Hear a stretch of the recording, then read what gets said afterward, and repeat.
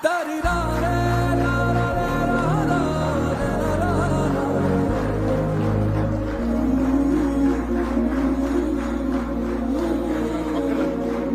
ఆయన పక్కన పెట్టుకుని చెప్పాలి, ఆయన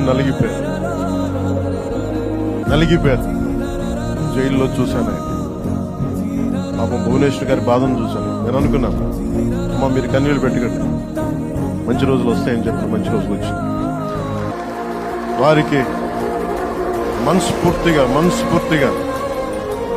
వారికి నా హృదయపూర్వక శుభాకాంక్షలు. మీరు అద్భుతమైన పాలన ఇవ్వాలి అందరికీ మనస్ఫూర్తిగా నేను తెలియజేసుకున్నాను.